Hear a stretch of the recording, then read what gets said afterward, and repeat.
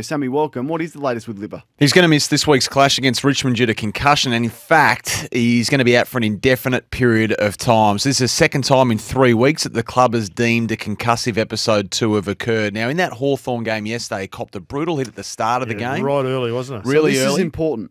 Which one was it that caused the concussion? Can't state categorically. I assume the second because he played on after the first. And they checked him out. Yep. There was a that lady was Carl Amon, I think.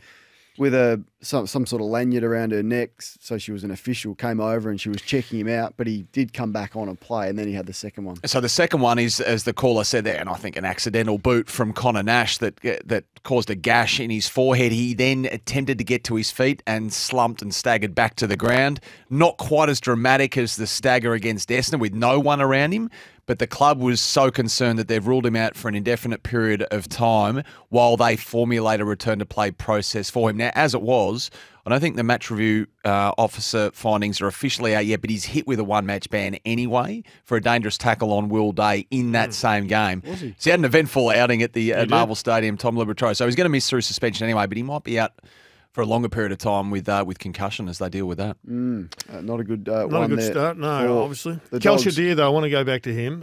Yep.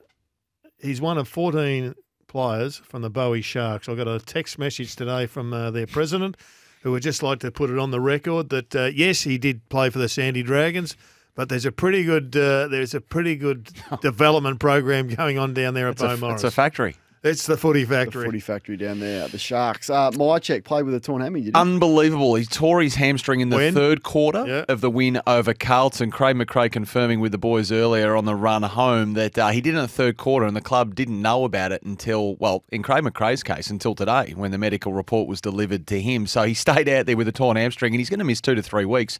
So this is straight out of your Novak Djokovic playbook here, Gerard.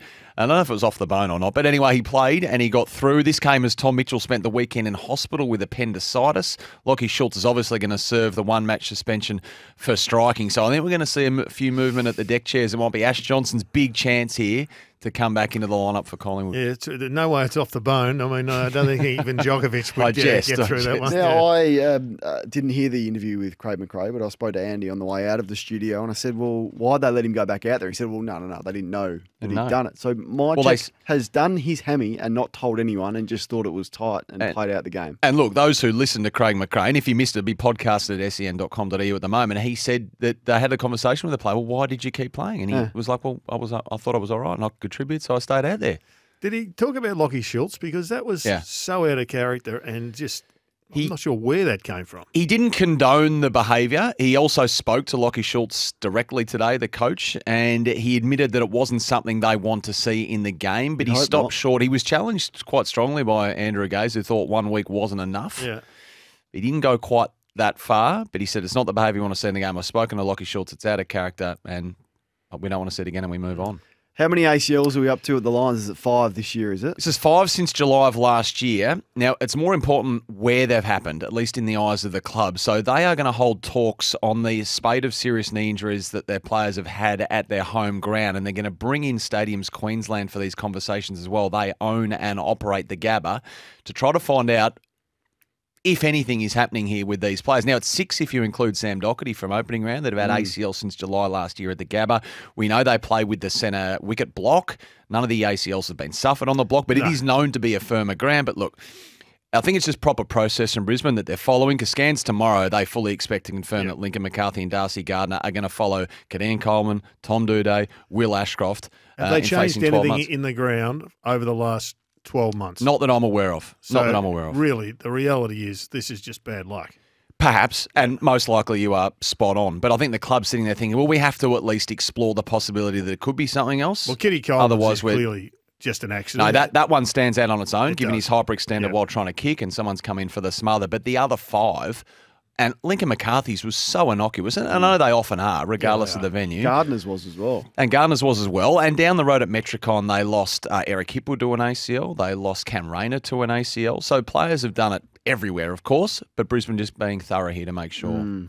All right, what's happening? Does really put a it makes it in hard. there. Does it rule out their chances? Well, I mean, logically you'd say yes. I mean, they'll do well to make the 8 with the injury. It might be the win. It might be the win that actually kills their season in a way. And I just wonder whether, well, it could go the other way, whether it relieves a lot of pressure, because you could get the sense that Chris Fagan was feeling the pressure, and it was a huge month coming up for them, and it's an easier draw with the month. I just wonder now that there's not that expectation, they're going through the adversity, whether there's some freedom at the club to go, okay, well, we're not bothered by the weight of expectation to win a grand final anymore. We're going to do well to make the finals, and performance may increase as a result. And that's just the ACLs. I mean, Zach Bailey's still listed as 2 to 3 to 4 weeks away as well with his own concern, and we know how influential he is. We used to talk to Hodge about that, one of the more disappointing Q clashes I've seen. I mean, it was just lacked intensity. It was like watching a preseason. That was the exact feel of a preseason game where you're resting your 6 best players. That's what it felt like from Gold Coast, and they are just a disappointing club, aren't they? Like, because every year we get sucked in. They usually start the season well. They got a soft draw. They got an unbelievable opportunity. They got a new coach who's won 3 flags. You got players now emerging. You got young guns everywhere, and they turn up and produce that 150 mark. It was disgraceful. And has their public messaging changed as well? Like, what we're hearing from the coach now, particularly after the game, is a heck of a lot different to the messaging we heard from their chairman, Bob East. What do you notice? Well, not only the chairman, but Hardwick as well. At the start of the season, we fully expect to play finals. It's our time. We are making the 8. That's our expectation. 80% of the premiership list is right here. And now the messaging is very, very different now, isn't it? Oh, there's going to be teething problems. I've just got here. It's 8 games. You know, we're a young list. We've got this, we've got that. And maybe that's all correct, but, gee, the messaging's changed. Yeah, and it's always going to change if you haven't got the results. But quite clearly, they weren't ready mentally for that game. They took Rowell out of the system by just putting a hard run with roll with Dunkley, who was one of the best 4 on the ground. Anderson also struggled early in the game, and there was no other real weapons. Disappointing day. What's happening in Tassie? Big news down there. Tasmanian Labor government has backflipped. Well, in fact, they've flipped and backflipped a couple of times already. They were wishy-washy with the stadium all the way through. So whether that was political point scoring, the skeptic in you would say yes. Which one was going to get them the most votes? Rebecca White was the opposition leader for the duration up until she lost the election. I reckon she had a bit each way for a long period of time. But the change in Labor leadership with Dean Winter now in charge, says his party, they released a statement today, they're going to fully back the AFL stadium, and they're going to do that because of its promise of construction jobs. The opposition down there has said that that they've released a statement to say a stadium will mean thousands of jobs in construction, hundreds of apprenticeships, and that's why Labor will be back in the new stadium. But it says that doesn't mean the Premier will be let off the hook for the response of the promises he has made. He needs to deliver his capped spend of $375 million with private investors to cover any shortfall. And they're pointing to the economy down there. 5,000 jobs lost since Jeremy Rockcliffe lost the majority government. Building companies are going bust. There's very few major projects on offer down there. So the money at stake, the jobs at stake. Cranes in the air. And now it'll pass through and it will be built. It's just a matter of what version they go with, whether they go with the initial one or the Macquarie 2.0 stadium that has the hospital attached to it. It's built into the side of the cenotaph there, which is going to cost millions of dollars, millions upon millions of billions of dollars, in fact, that they're going to get private investors in. So we'll see what comes out. All right, and finally, before we get to the Hawthorn champion, Luke Hodge, Luke Beveridge lost to the unlosable on the weekend again. What's the update there? So they're 3-5, and they've obviously beaten Gold Coast in Ballarat, West Coast at Marvel, St Kilda at Marvel as well. So it's not a great trio of wins that would get him a lot of credit, and they've lost to Melbourne, Geelong, Essendon, and now Hawthorn. The president, Kylie Watson-Wheeler, was on ABC Radio this morning. She was pretty open in saying the Hawks game was one that they fully expected to win, and as a result of the fact they didn't, she said the club was as a whole disappointed and frustrated. She did say it was too early to panic or to make rash decisions. She was asked specifically whether she thought Luke Beveridge's message was still getting through, and she spoke of the focus that everyone in there has on working together with the existing coaching program. So from the outside looking in, business as usual at the moment, but we'll see how that transpires in the weeks to come. Business as usual at the Dogs. It's now time for Luke Hodge. Good afternoon, guys. It's been a pretty hectic day up here in Brisbane. I think I might be making a comeback. Yeah, you do. If you look at the injuries that they've had, Kane, I might need your help, mate. I've got 23 days before the mid-season draft. I went for my first run in about 6 months. Straight afterwards, I can't move my body. I can't breathe. Got a runny nose. I need to lose about 7 kilos in about 23 days. Can you help me out? The calves and the hammies, Hodgie, you're holding up?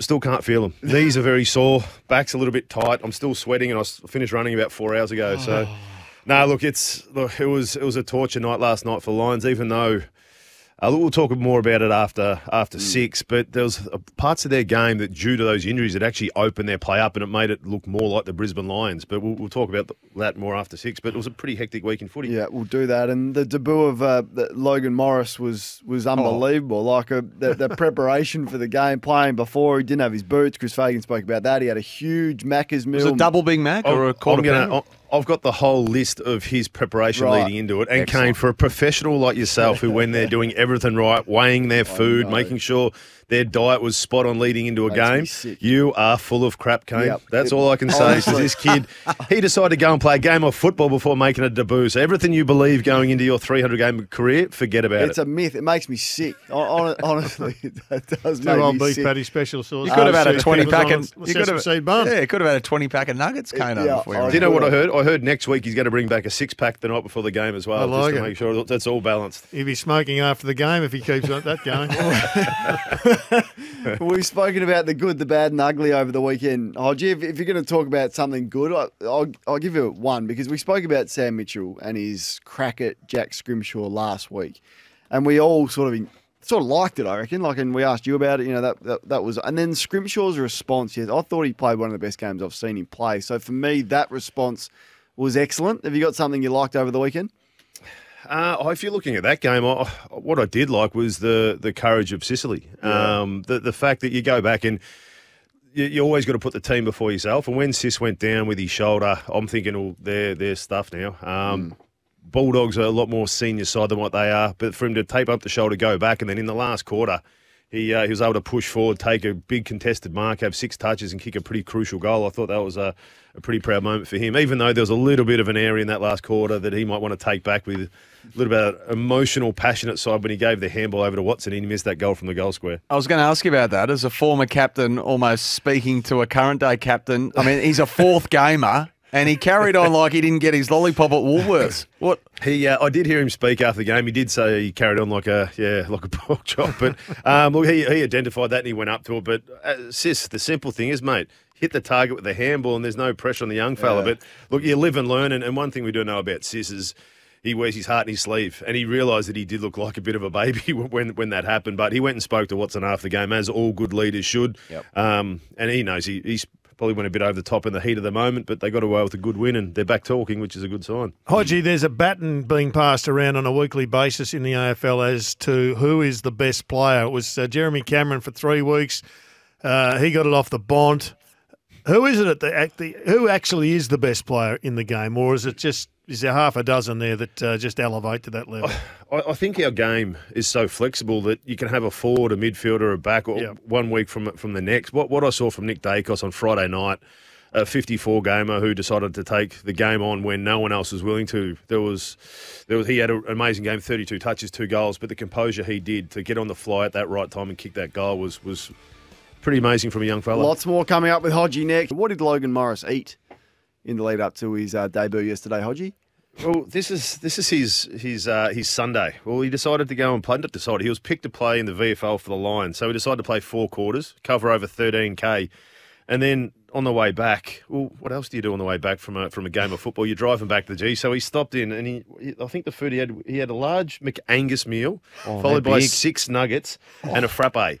And then he gets to the game not thinking he's playing. So he didn't have his boots, didn't have his clothes, anything there. And then the Dr. Paul McConnell always brings this soup for all the players to have after the game. And he decided to tuck into a couple cups of soup. This is just as the players ran out. All of a sudden, Starcevic did his calf. They told him he's playing. He didn't have his boots. So he went and picked up Will Ashcroft's boots, which were a size to 2 sizes too small. Did his warm-up inside with 40 while the players have started the 3rd quarter, and then as Link McCarthy does his knee in the 1st quarter, he's run onto a big cheer, which not many people knew what was going on because it was all done as the players were warming up. Goes on, kicks his first goal, gets a Gatorade shower, end up covered 22 Ks for the day.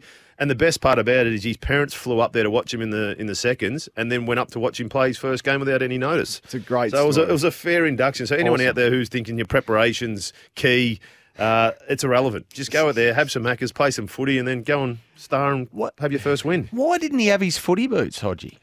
I don't think the position-wise, they had their emergency, so they would have had one stay over, but then the mix and match for who comes in and out, well, Starcevic pings his calf late. Yeah. So that was my confusion. I thought, and they don't train there anymore anyway. So in the past, they would have had all their boots, all their training stuff sitting in the Gabba. Because they've now moved out to Springfield, they're only there for captain's run. So he had none of his attire there, but it worked out well for him. But Sammy, as you said earlier, there's a lot of injuries, and it's becoming a fair side on the injury side of things for the Lions. I think there's 12 or 13 in that list at the moment. What did it open up for them, the injuries? What did you notice that made them play with a bit more freedom? Well, what we have noticed with the Lions is they like to play that fast style of football, which is not always doesn't always suit them, because when they turn the ball over, sometimes their transition defensively isn't quite as good as when they're running forward. And when you lose 2 or 3 blokes early, with Ainsworth got done with concussion, then Darcy Gardner did his knee in the second quarter, all of a sudden they realise if they're going to keep playing this fast style of football, they're going to run out of legs with only 2 on the bench. So they went back into that kick mark really slow. So they'll go on 3 kicks for 1 handball, which if you look when they played Geelong at home, they'll go on 1 for 1. They overpossessed the handball. They're trying to make it move too fast, which that's what brought them down against Geelong. So all of a sudden, they looked in control. Players weren't fatigued. It played into the hands of a bloke like Zorko. So across the half-back line, he had 40 touches. He had 35 kicks, so he could go when he wanted to. He had 850 metres gained just by using the ball smart. It's not so much go, go, go anymore. It was about let's just maintain possession of the ball. We can control the pace of the game. And then when we want to go, when we can find there's a gap, let's go fast. So if I was the coaching style, if I was the coaches from the Lions, I'd be sitting back looking at that going, yes, we had a lot of injuries, but have we found another way to play which suits our list a little bit better? If you look at the marks on the weekend, they had 148 marks to 60. They had 133 uncontested marks to 52. So if I'm sitting there going, well, why don't we try this style moving forward? Because clearly early in the season, the way we've wanted to play, the way we've played in the past, teams have caught onto it, they've turned the ball over against us, and they've gone the other way. At least if they have the ball in their hands, they're controlling the tempo of the game. The big issue, Hodgie, will be, though, that it was trialled against a side that applied no pressure whatsoever. 160 is one of the lows of the round. If you were captain of the Suns right now, or you were coach of the Suns right now, how would you be addressing this week? I heard what you guys were saying before. I'm in a different mindset to where they are compared to you guys. They're with a brand new coach, 8 games into what he's trying to teach them. So yes, they did look like they didn't have effort, and they did look like they were all over the place. But they're 8 games into a brand new game style. A few of those players have had 4 or 5 coaches over their career. I never thought they were going to do anything Gold Coast this year. I didn't tip them to make the 8, because bringing in a new system, which Dimmer's system's totally different to Stewie Jew's system. It's for them to try and understand it. And sometimes that does happen. Sometimes you get confused. Sometimes not everyone's on the same page. And you do look like you're not trying, because the opposition, who have had the same coach for the last 8 years, are all on the same page with the way they want to play. But isn't Adam Kingsley's system different to Leon Cameron, or Ross Lyon's system different to Brett Ratton? And they managed to have a system that worked and have dramatic improvement under a new coach in their first year? Yeah, they do, but it doesn't always work like that, Kane. Footy's not an easy game, especially if they've got different styles. With the one that Dimmers is all about high half-forwards working up. They've all got a plan. With the GWS, when Kingsley went in, was about, let's just go with the flow. We've got blokes with good skills. Let's just see what they can do, and then they worked into it with that. So I'm actually a little bit more lenient with the Suns, because I understand bringing in a new coach, there are players that are still trying to learn the game with this young list, but they're also trying to understand a different game style as well. So my mindset is give them a little bit more time. As much as that was a bad performance, they came up against a pretty experienced team on the weekend. What's your time frame then with them? When will your patience start to be tested? I'd be giving them this time next year where you'd want to start to see. I said at the start of the year, I don't think they'll make finals. Maybe next year, definitely the year after, I think they're there, because that's when it's such an even competition. I'd be thinking towards the middle to end of next year, if not the year after, year 3 is when I reckon Dim would be having a real impact with them. I think it's too early now to be putting so much pressure on a side that has a new coach, has a totally different game style. And a lot of their guys that they brought in are new draftees from last year, which were the 4 big names they brought in from their academy. What do you think, Gerard? When were your look, I accept what Hodgie said, except I don't give them the out for the inside for the centre bounce work, because they were their effort was, right off. I mean, as I said at the start, I think the effort and clubs have all had their off day, and next week I think will be a bigger test because Melbourne had a stinker against Brisbane. Brisbane's had a few stinkers. Geelong, I don't think we're anywhere near as good as they were on the weekend. So there are reasons why you have a bad effort, but. As far as the finals are concerned, I think Hodge's time frame's pretty well on the money. I'd love them to get a big scalp away from home. That's what I thought this was going to be. I mean, even close. Like Hawthorn have had big scalps recently, and they're miles behind where Gold Coast should be. So that's what I want to see. Away from home, can you get yourself a big scalp? Which it's been so long, or if they've ever done that. I'll just say this isn't the first time that a Lockie Neal, a Dunkley, a Hugh McCluggage has put other teams, younger teams, to the sword in the centre bounce. Oscar McInerney was back. So they did go up against a pretty quality outfit, even though their win-loss this year hasn't been up to it. They've won the most home and away games over the last 5 years, that group that they came up against. All right, let's move on to my old mob, who were pretty ordinary as well. Hodgie, what was your thoughts? I thought parts of their game, Kane, I thought was actually pretty good, but... If you don't put on the scoreboard pressure, the opposition can do whatever they want. And if you look through at what they did, 5-5 from set shots. So you sit back going at 50%. Probably you'd like a little bit more, but you're probably okay with that. What got them was 0-9 on the run. They scored 1 goal, 13 from turnover. And Port Adelaide are number 1 for front half turnovers. If you're going to turn the ball over in your front half, which is your main area of your game style, but you can't convert in the scoreboard, you're not hurting the opposition. I think that's where the biggest downfall was. I thought their pressure early, but then as soon as Adelaide got their run on, they were able to get through them too easy. Once you get past Port Adelaide's front half pressure, they get scored against. And it's demoralising as well. That's the other point that I thought, just sitting and working on the game and watching it. When they got through, they scored so easily that they weren't just like your normal goals, they were demoralising goals where you're walking into goals from the goal. They kicked 8 goals inside 30 metres, and it's like, this is too easy, and this is what has gone wrong with their game plan and their setup to allow this to happen. The press was off. I didn't think they hold a defender deep enough, the role that's almost you used to play, and the concession of easy goals was a concern for me. I think that you're spot on, Kane. Their press, once you get outside their forward pressure in that forward 50, they're the fifth easiest team to score against. And they just sit behind West Coast, Essendon, Hawthorn and the like. So they're all about front half pressure if you get through. And as you said, once they got through, Adelaide just walked it in and looked too easy. I do have one little concern about your favourite player. So that's on my screen. There's one concern I have with Kane's favourite. I think is it Connor Rozee? Is it? I couldn't think of. I couldn't think. Was it Houston? I couldn't. Was it Butters? I couldn't changed think his name to Corn Francis. Which one you were worried about? Oh mate, all I thought, you look through and they put him to centre forward. So what happened was the game was late. Who was the person who was going to win the game for him? And you could clear it. I think he was the 3rd best rated player in the last quarter for Port Adelaide. And he was playing forward. He was playing deep forward. They put Dixon up the field. They put Marshall and the rest up because he was the game saviour. It got to about 12 minutes to go. And I would have thought, Kane, and you've been a big one for draftees coming in, rookies coming in, who you had to go at Harley Reid for not running 2 ways in his 3rd or 4th game, and you need to improve that. I would have thought in your 3rd year of football, coming in as a number 1 draft pick, you'd have a left foot. Horn Francis rolled around. There was 12 minutes to go on the clock. He's rolled around. If he kicked that goal, it would have brought him back to 10 points. They had all the momentum. He's decided to go from 35 out on the outside of his right boot with someone coming from the right side of his body, and he shanked it. Number 1 draft pick, Kane, this in today's day should roll around onto his left foot. And I thought you would have picked that up. If that had been any other top 10 draft pick, especially if they went from North Melbourne or anyone apart from Port Adelaide, I thought that would have been on your agenda straight up, that top 10 draft pick should be able to kick both feet. Well, Will Phillips isn't even in North Melbourne's side, so it's not actually. But he can kick his left foot, though. When he does kick, more often than not, he handballs. But that's a reasonable point you pick up there.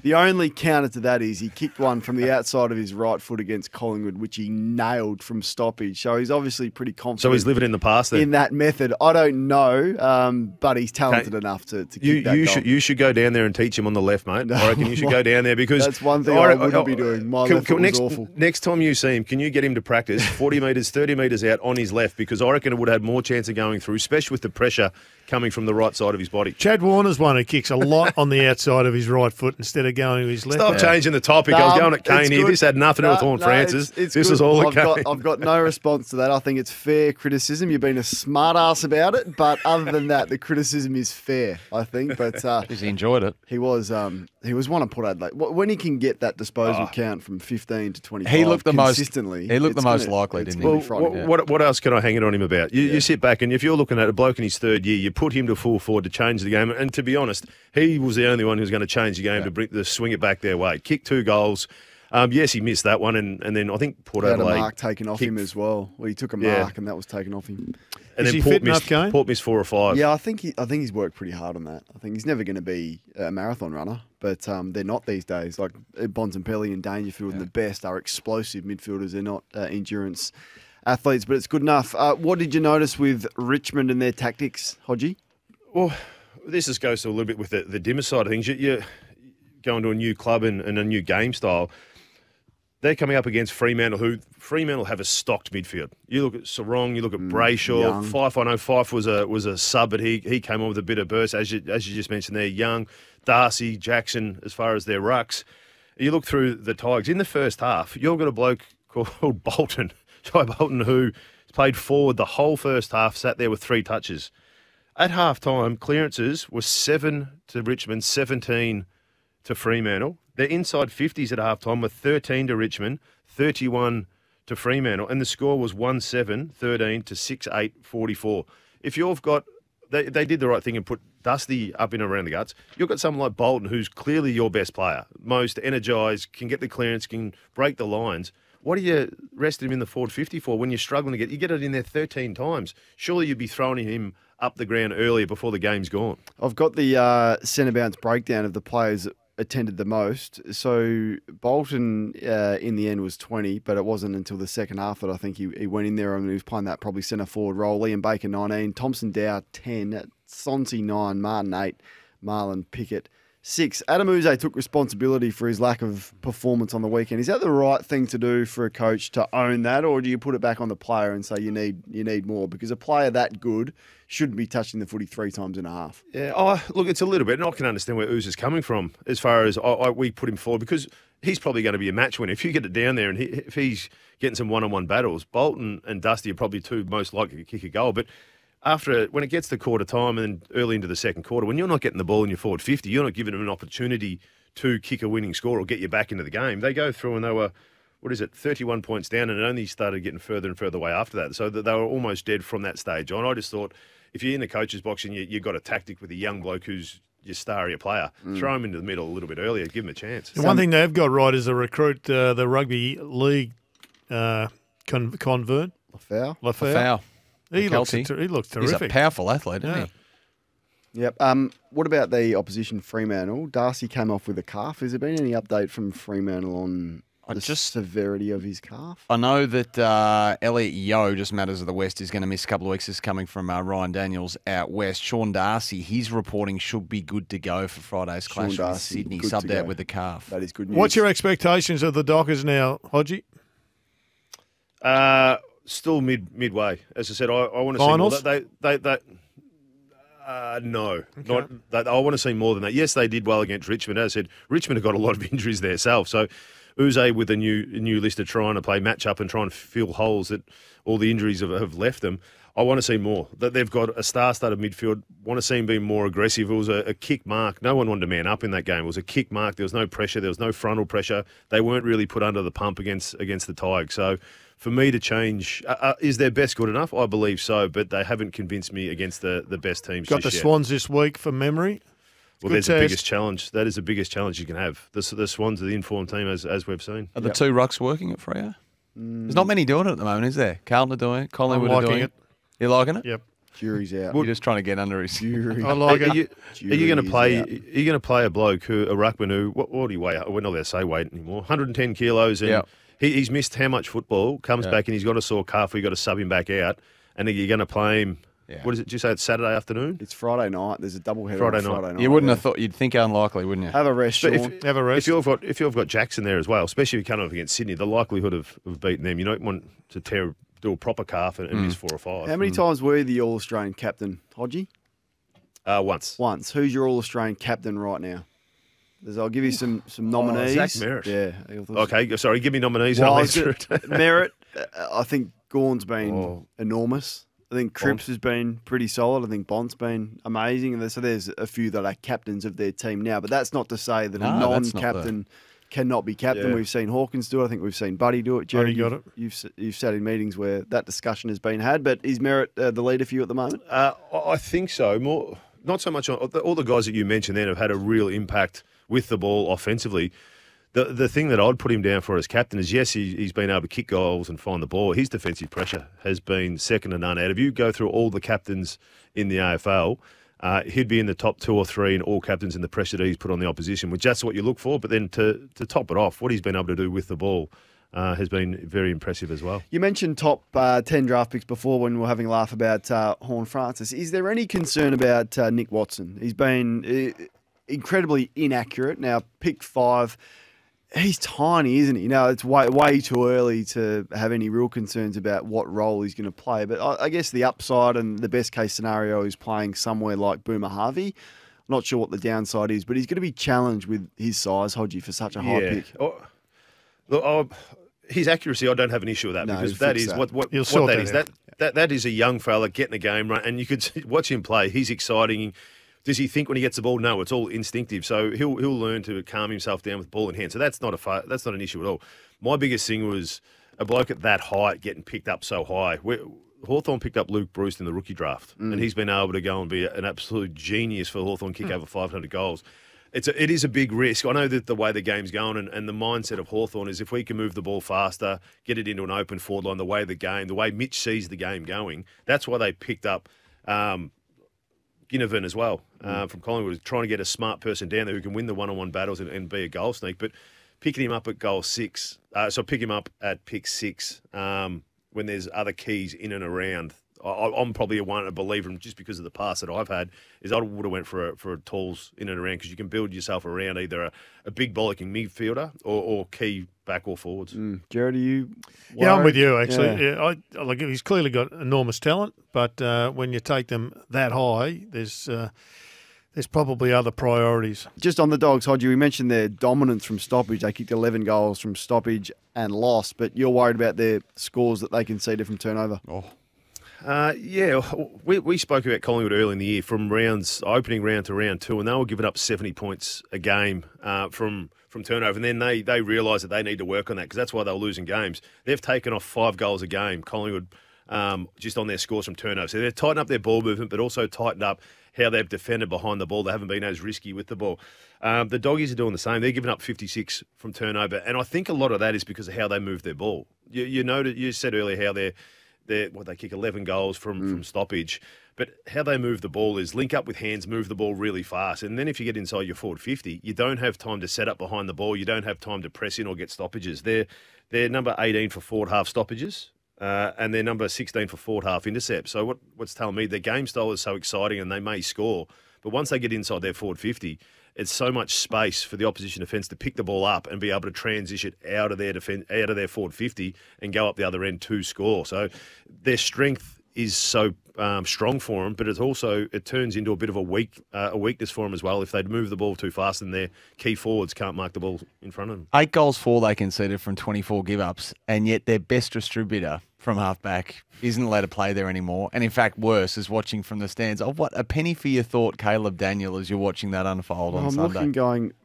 Bramble is in this team and Caleb Daniel's in the stands. I don't know. I can't get my that's his one wood, isn't it? To use a well-worn phrase, he might not be a lot of things, but he is a very good distributor, an A-grade distributor, and yet he can't get a spot in the side. If you look at Zorko though, we spoke about, is Zorko the best defender? No. But what does he give? He gives you a bit of an offense where the team's going to have to adapt and move because of the strength of him. So if you can find him the ball and let him have space to be able to use it, he's definitely going to be effective for him. Do you see Zorko extending his career now that he's got control of this halfback? Last year he had a shocking off-season. So people are sort of comparing him for his season. He'd been so consistent prior to that. Yep. With all his Achilles and that kind of stuff, he had a shocking off-season which sort of interrupted his style. If they can play him across back even when he went to half forward the last couple of weeks, he'd been okay. But this has sort of opened us up that if you can get someone and his body can stay durable, why wouldn't you keep him there because of how penetrating he is? But in saying that, because of the injuries that the Lions had, they had 12 blokes play over 90%. And this is where they have to be smart moving forward because Gold Coast had two players play over 90. The Lions had 12. So they play Adelaide this week. They got to be careful because a lot of those players who played a lot of that game time are the older fellas in that side. Text coming through for you, Hodge. Who should be most to blame with the Connor Rozee decision to play? No. We spoke about this on Saturday. Ken did the right thing. I think Ken did the right thing. What you do is your captain, and you got to think of the age of Rozee. If Rozee didn't have the captain beside him, Ken would have made the call and said, "You're not playing."